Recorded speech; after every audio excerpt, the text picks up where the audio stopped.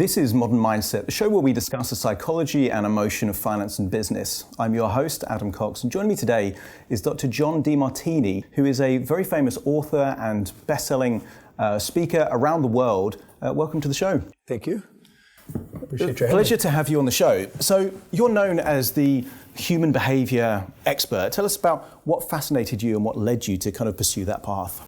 Well, I was a teenager when I first got involved in wanting to be an educator, and anything to do with maximizing human awareness and potential, anything to do with doing something extraordinary with your life, I was inspired by. I wanted to do more with my life, so it was a projection of my own needs, as they will.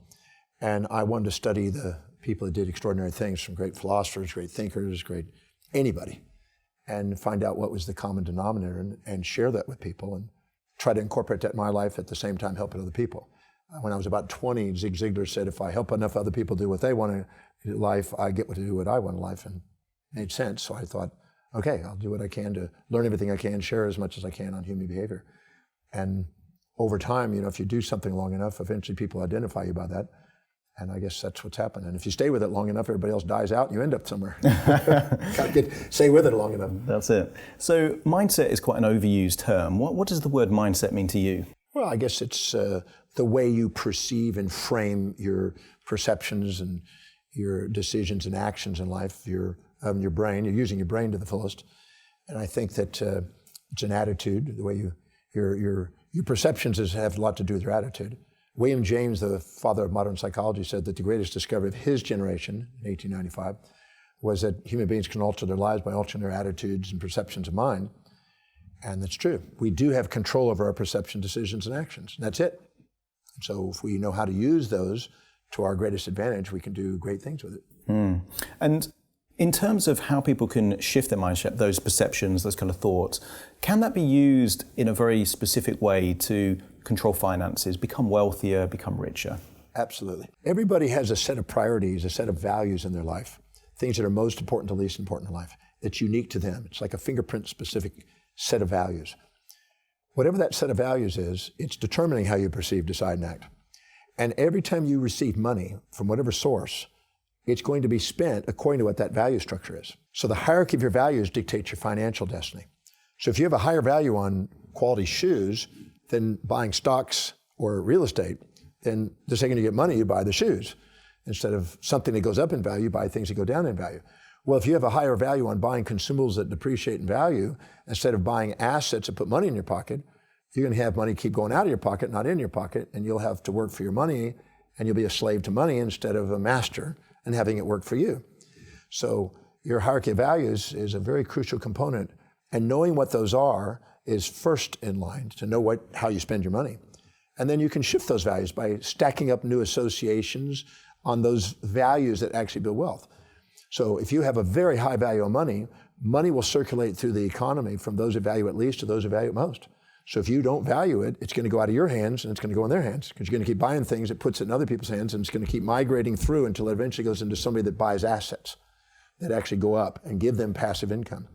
And those are the people that become wealthy. The rest of them keep buying other people's brands at higher prices and erode their potential for wealth building instead of actually build it.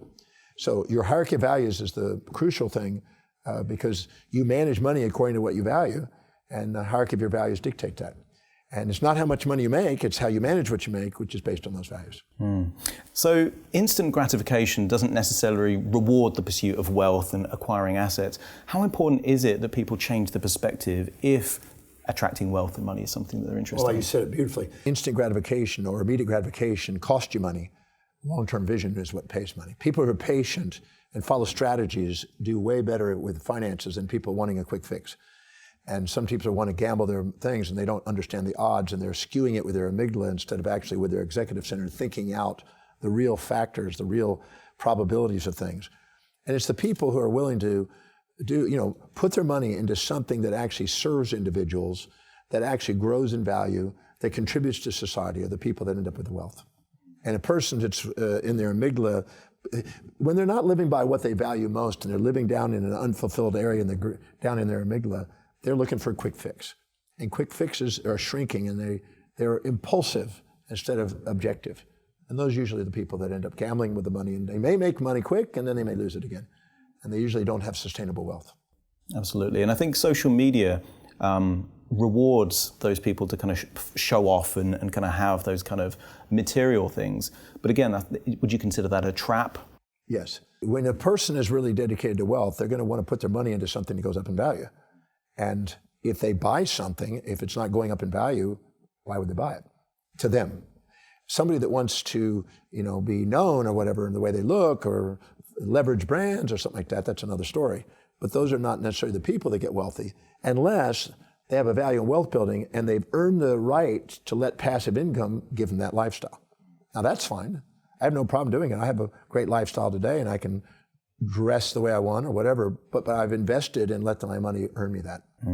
So it's the cash flow and the income that flows from those assets that... Yeah, if you have a patient, eventually compound interest, which is your friend, gives you some amazing returns, and then you start to, every week and every month and every year, it just gets where you can live a greater lifestyle. But most people do is they want to live a greater lifestyle, never have that working for them. And then eventually later, when they can't work, they've got to down their lifestyle instead of keep accelerating it. I mean, you mentioned earlier in the interview that if you do something long enough, you get known for doing that thing. Over decades now, you've been inspiring, educating people, helping them make breakthroughs in their life. What would you consider as your proudest accomplishment over that time? Well, I developed a methodology to have people who are going through experiences that they perceive are in the way, and I've shown them how to ask questions, to be conscious of things they were unconscious of, to turn it into on the way. Because it's not what happens to you, it's what you perceive, decide, and act on. And so I can take somebody that's been through the most crazy things, the most horrendous things, and have it spin in such a way where they go, now it's on the way, let's get on with it. So they're not held back. Otherwise they become victims of history, not masters of destiny. And to many people in the UK, you'd be known as the person that was one of the contributors in The Secret, probably the most recognized movie and book about the law of attraction. What was the positive side of being involved with that for you? And also, what would you consider one of the biggest misconceptions about the law of attraction? Yeah. Well, without a doubt, the movie did give some catalyst to some opportunities in speaking, etc. I was speaking around 287 times a year prior, and it went up 300 and up even higher. One year it went up to 426 speeches a year. It was very intense, and a lot of interviews. So it did catalyze it for about a year or two. I still do about 350 speeches a year, and I still do a lot of interviews, sometimes 1,000 a year. So I'm busy as it is, but it definitely upgraded that and catalyzed that and allowed me to go out and clarify things that weren't clear from the movie. I always say that's the secret behind the secret left out of the secret. And a lot of us who were in the secret got to do that. It was a little bit weak, I think, in the idea of having prioritized action, strategic planning and things. It's more like you just hold a vision and it kind of manifests. I think that can mislead people. I had people coming up to me and sometimes saying, I've watched the movie 20 times, I've read the book 6 times. Every morning I run out to my mailbox and I still don't have $1 million check in it. And I go, have you considered working? Considered going out and being of service to people so you have a fair exchange, so you have a higher probability of actually earning an income that you can take a portion of that and start investing. That's a higher probability of getting wealthy than hoping and praying for some sort of miracle of $1 million check in your mailbox.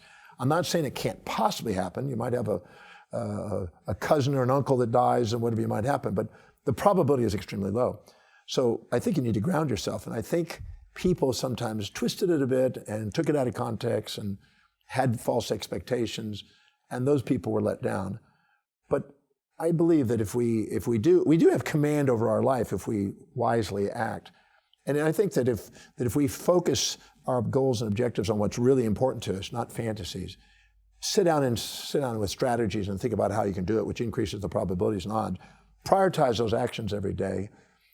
Do visualize it in our mind so we can see it clearly, so we can strategize it wisely.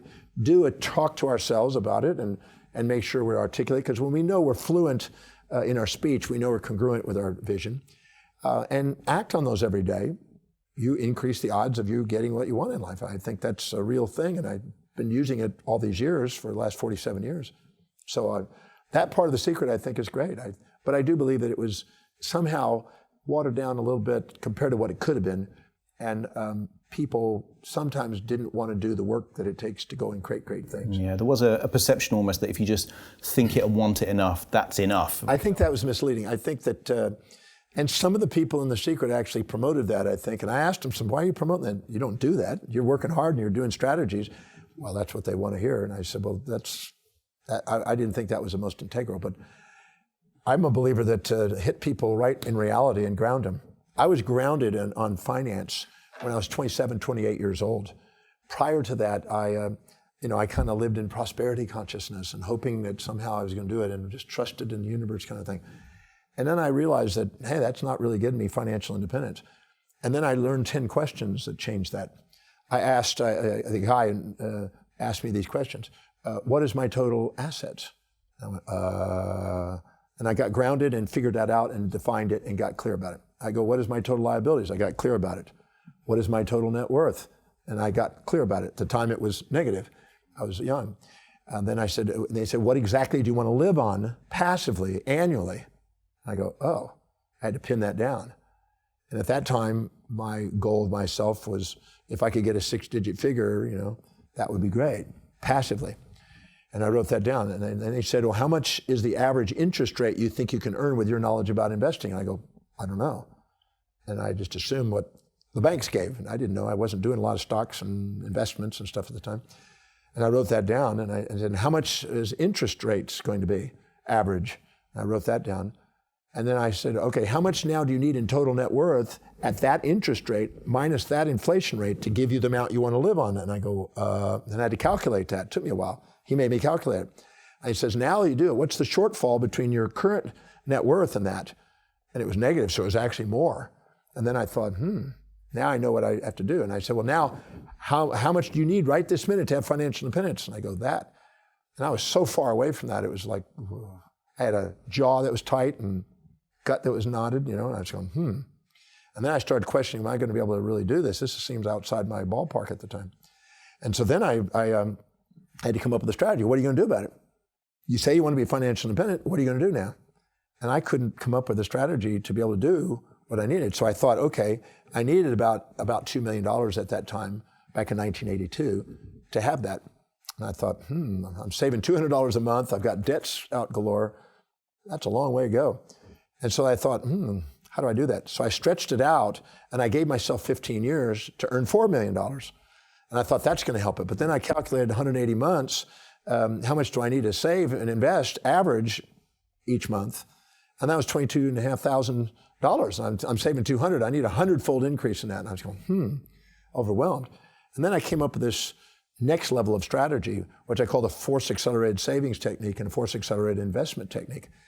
And I started saving $200, and then 3 months later I raised it to $300, and 3 months later I raised it to $500, and 3 months later I raised it to $750, and 3 months later I raised it to $1,000, and then I increased it 10% every quarter.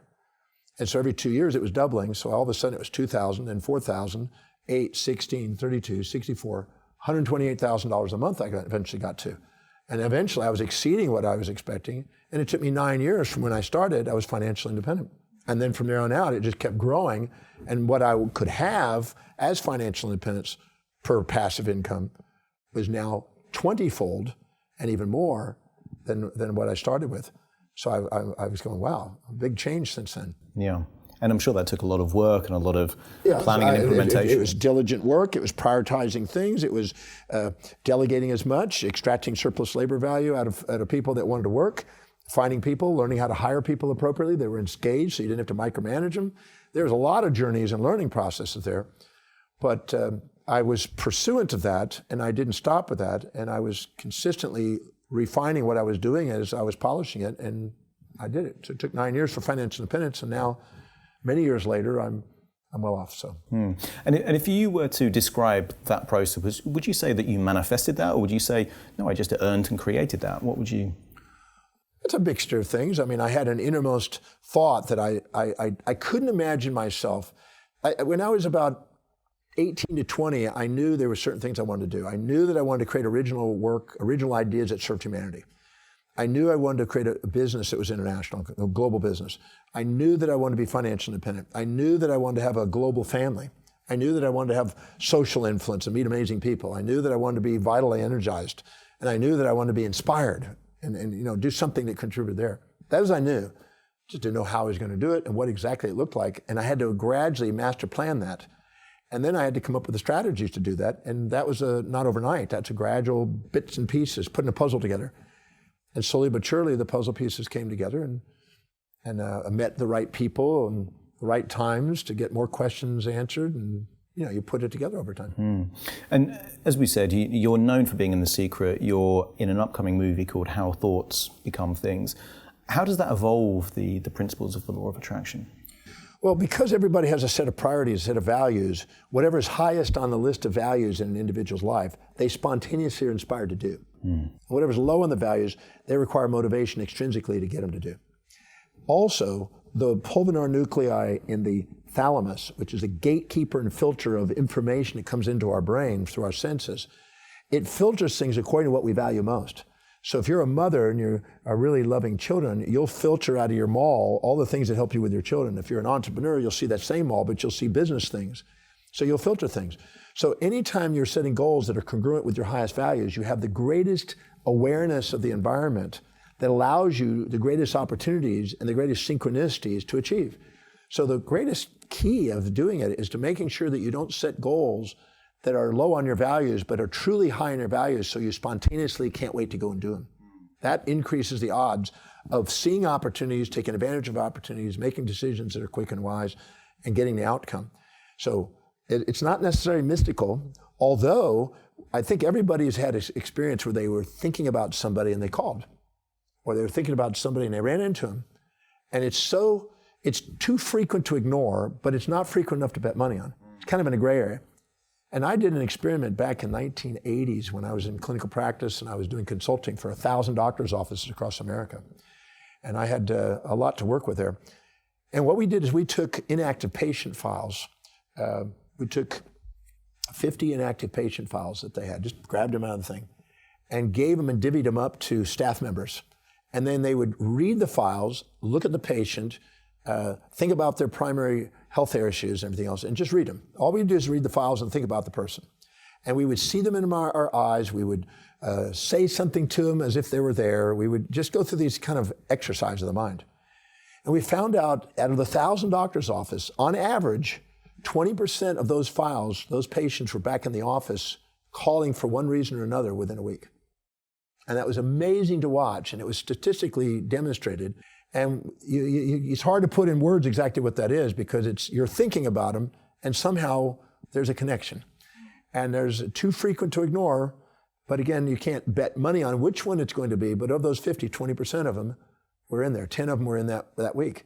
And it was really quite astonishing to watch. And that was a practice building system that a lot of doctors did, because if you're out of sight, out of mind, if you're thinking about them, you help bring about them. So thoughts do become things, not only this esoteric kind of way, by this vibrational resonation kind of thing that some people describe, because somehow that's going on.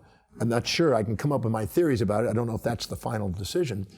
But definitely by your own awareness based on your own values. If you truly are aware of something and value something, you're going to keep focused on it, and you're going to see those opportunities, and you're going to take advantage of them, and catalyze higher probabilities of actions. So it's a combination of something very practical and realistic that we can do, that we can catalyze, and there's also potentially some sort of a vibrational quantum kind of state that's there that's hard to put in words. We don't know if anybody's really pinned down how it works, but I think everybody, when I've asked people by the thousands in my Breakthrough Experience program, which is my signature program, how many have had that happen? Every hand goes up. So most people have had those synchronicities. I remember I was getting ready to call a gentleman who was in Los Angeles that I hadn't seen in about 15 years. And he just popped in my mind, and I thought, I need to call this guy. I haven't talked to him. I'm coming out to LA. Maybe I can catch up with him. And I picked up the phone, and I was getting ready to dial the phone. And there was a guy on the phone. And I didn't dial yet. I couldn't tell you how it happened, but it was him.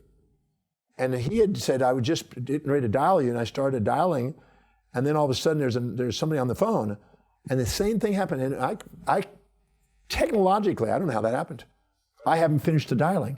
But what happened is it was about to ring from him's dialing, apparently, and I just happened to pick it up, and I was about to dial him. So those kind of things. Now, that's only happened once. That's just a random thing, possibly. But still, it happened, and I was thinking about him. So it makes you wonder sometimes if there's not some other form of things. A few years ago, they discovered that people had pheromones, and atoms and molecules coming out of our body that was released through our sweat glands that allow us to think what they're feeling. And so we know that there's molecules in the air that are being released that we don't see necessarily, but we can pick up on things. And so that's a higher sense that we have. We also know we now have a navigational sense. 2 Nobel Prize winners got a Nobel Prize for the navigational system. And we know that there's a social hierarchy inside that navigational system in our place and grid cells in our brain.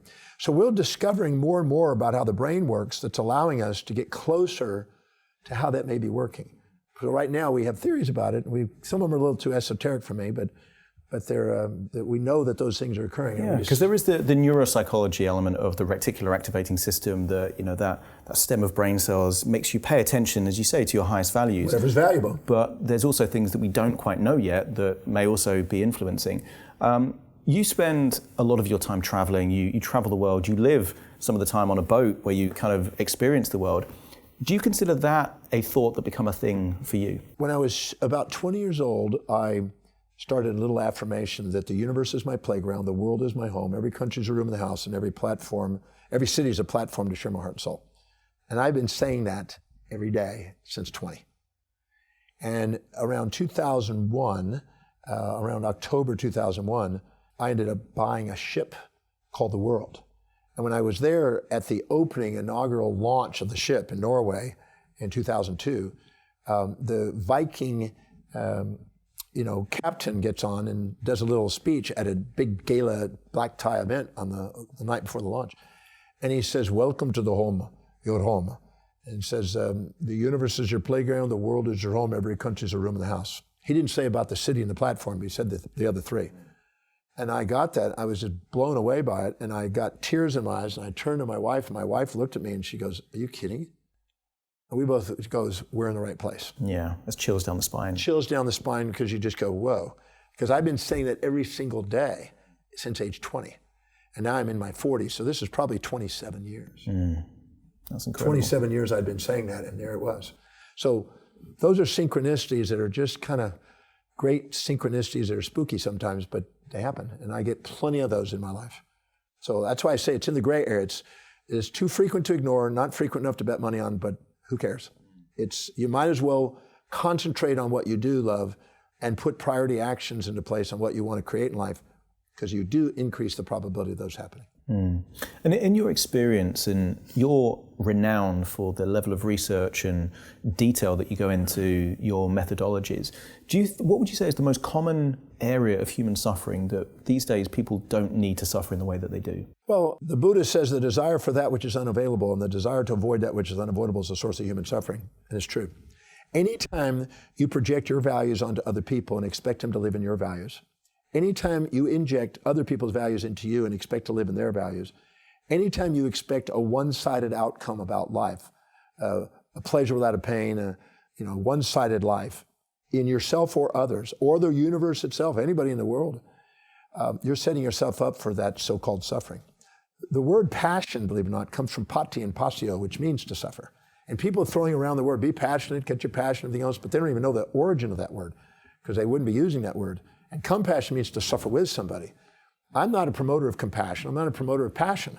I'm a promoter of being on an inspired mission of contribution to people and setting real objectives that are reasonable and communicating what you really value in terms of what other people value, so you don't cross the value system, so you can both do something inspiring and not have to live in this so-called suffering world. Fantastic. And let's say someone's listening to this and they're inspired and they want to tap into your experience, detail, methodologies, ways to break through in their life. What's the best way that they can reach out and learn more about you? All they have to do is go to drdemartini.com, which is my website, and they can probably find my name. I think it's pretty well in there on the tubes. And if they just go there, they could probably spend the rest of their life on there, because there's thousands of interviews, and there's there's events that we're doing around the world, and there's YouTube links, and there's all kind of stuff on there. It's an educational website. So if there's interest in any way to maximize who they are and their contribution to the planet, it's a great website to start that journey. Fantastic. Dr. John DeMartini, thank you so much for joining me on the show today. Yes, thank you. And to you at home, thanks for joining me on Modern Mindset. Join me again next week for more.